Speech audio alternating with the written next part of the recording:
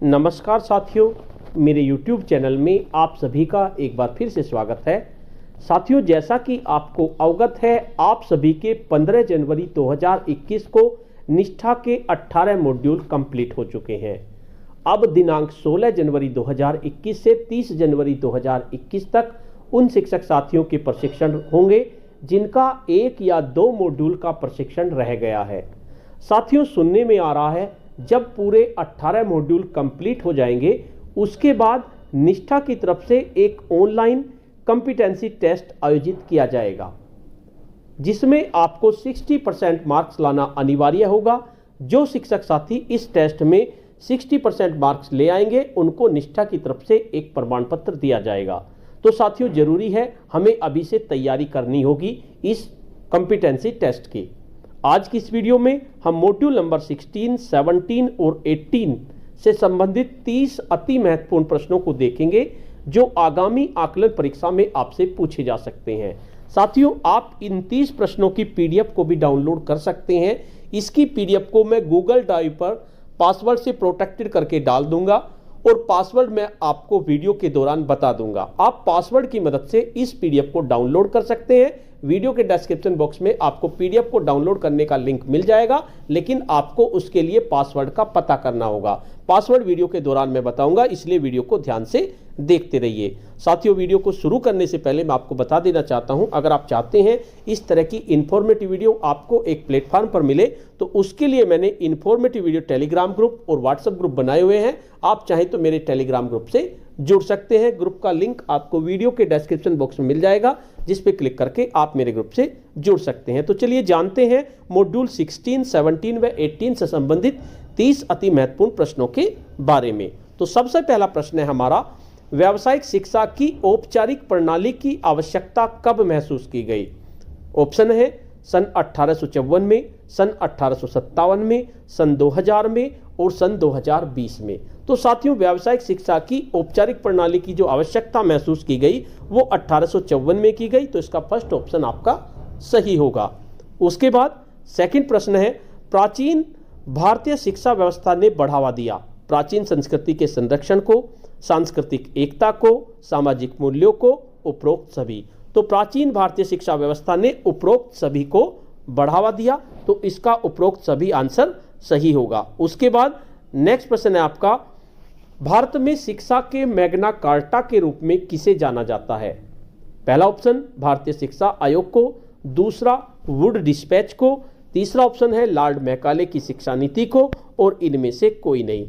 तो साथियों, Wood dispatch को भारत में शिक्षा के मैग्ना कार्टा के रूप में जाना जाता है, तो इसका आपका सेकंड ऑप्शन सही होगा। उसके बाद नेक्स्ट प्रश्न है, शिक्षा में मैनुअल कार्य के महत्व पर बल दिया वुड डिस्पैच ने, हंटर आयोग 1882 ने, वुड और एवोट आयोग 1936 ने या महात्मा गांधी ने? तो मैनुअल कार्य को जो बढ़ावा दिया था वो वुड और एवोट आयोग 1936 ने दिया था। उसके बाद नेक्स्ट प्रश्न है हमारा, वर्धा शिक्षा योजना और किस नाम से जाना जाती है? नंबर 1 हंटर आयोग, number 2 Wood dispatch, number 3 Mahatma Gandhi की नई तालीम और नंबर 4 राधा कृष्णन आयोग। तो जो वर्धा योजना है वो महात्मा गांधी की नई तालीम के रूप में भी जानी जाती है। उसके बाद नेक्स्ट प्रश्न है, कौशल विकास और उद्यमिता के लिए एक व्यापक राष्ट्रीय नीति कब बनाई गई? 2010 में, 2013 में, 2015 में या 2020 में? तो इसका सही आंसर होगा 2015 में। उसके बाद नेक्स्ट प्रश्न है हमारा, राष्ट्रीय कौशल विकास निगम में सामाजिक निजी भागीदारी जिसे 2009 में स्थापित किया गया था किन गतिविधियों का संचालित कर रही है? नंबर 1 नीति नियोजन बुनियादी ढांचे का विकास, नंबर 2 राष्ट्रीय उपजीविका आधारित मानकों का विकास, नंबर 3 प्रशिक्षण मूल्यांकन और प्रमाणन में कौशल विकास और उपरोक्त सभी। तो इसका सही आंसर होगा उपरोक्त सभी। उसके बाद नेक्स्ट प्रश्न है, व्यावसायिक पाठ्यक्रम सीखने के परिणामों पर आधारित है जिनमें शामिल है संचार कौशल, स्व प्रबंधन कौशल, सूचना और संचार प्रौद्योगिकी कौशल और सभी। तो व्यावसायिक पाठ्यक्रम सीखने के परिणामों में सभी शामिल हैं, आपके संचार कौशल भी शामिल है, स्वयं प्रबंधन कौशल भी शामिल है और सूचना और संचार प्रौद्योगिकी कौशल भी इसमें शामिल होता है। नेक्स्ट प्रश्न है, कौशल विकास और उद्यमिता 2015 में राष्ट्रीय नीति ने अगले 5 वर्षों में कितने प्रतिशत स्कूलों में ग्रेड 9वीं से औपचारिक शिक्षा के साथ कौशल को भी एकीकृत करने का लक्ष्य रखा है? पहला ऑप्शन है 30%, दूसरा ऑप्शन है 25%, तीसरा ऑप्शन 40% और चौथा ऑप्शन 50%। तो साथियों इसका सही उत्तर होगा हमारा 25%। नेक्स्ट प्रश्न है, CBCS की फुल फॉर्म क्या है? पहला ऑप्शन है child based credit system, number 2 choice based credit system, number 3 chair based credit system और इनमें से कोई नहीं। तो CBS की जो फुल फॉर्म होती है वो आपकी चॉइस बेस्ड क्रेडिट सिस्टम होती है। उसके बाद नेक्स्ट प्रश्न है, कोविड-19 का प्रकोप चीन में कब शुरू हुआ?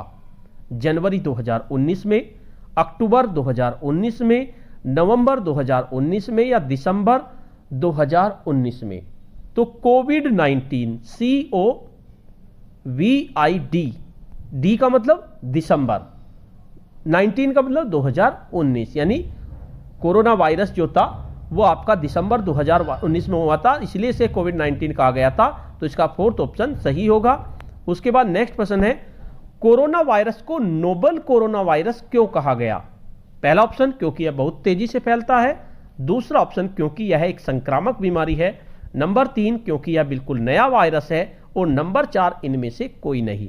तो कोरोना वायरस को नोबेल कोरोना वायरस इसलिए कहा गया क्योंकि यह बिल्कुल नया वायरस है। नेक्स्ट प्रश्न है, कोविड-19 से सुरक्षा के लिए एक विद्यालय को क्या सुनिश्चित करना चाहिए? नंबर 1 छात्रों और शिक्षकों को कोविड-19 के बारे में जागरूक और सतर्क करना, विद्यालय में बच्चों में स्वास्थ्य, उनके कल्याण और स्वच्छता को प्राथमिकता देना, नंबर 3 सामाजिक दूरी बनाए रखना और तनाव मुक्त अधिगम के माहौल को बनाना। उपरोक्त सभी, तो इसका उपरोक्त सभी आंसर सही होगा। उसके बाद नेक्स्ट प्रश्न है, वैकल्पिक दिवसीय योजना क्या है?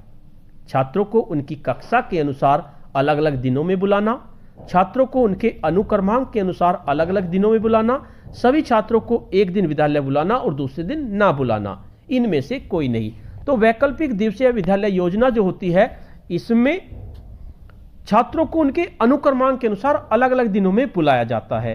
तो इसका सही आंसर आपका यही होगा।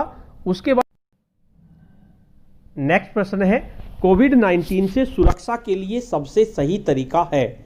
नंबर 1 हाथ धोने का सही तरीका, नंबर 2 मास्क पहनना, नंबर 3 सैनिटाइजर का प्रयोग, नंबर 4 सामाजिक दूरी बनाए रखना और नंबर 5 उपरोक्त सभी।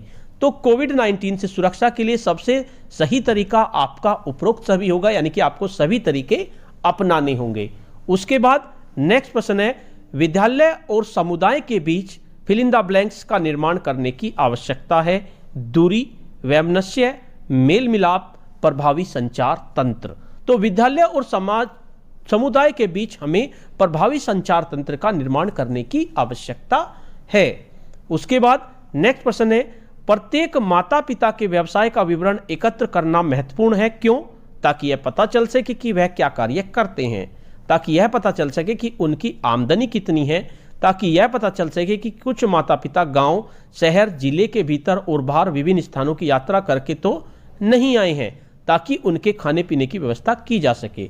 तो इसका सही आंसर यह होगा, क्योंकि कोविड-19 का कार्यकाल चल रहा है तो इसमें यही पता करना है कि माता पिता किसी जगह से आए तो नहीं है। उसके बाद नेक्स्ट प्रश्न है, कोविड-19 से बचाव के लिए कितने फीट की दूरी आवश्यक है? 3 फीट, 5 फीट, 6 फीट, 4 फीट।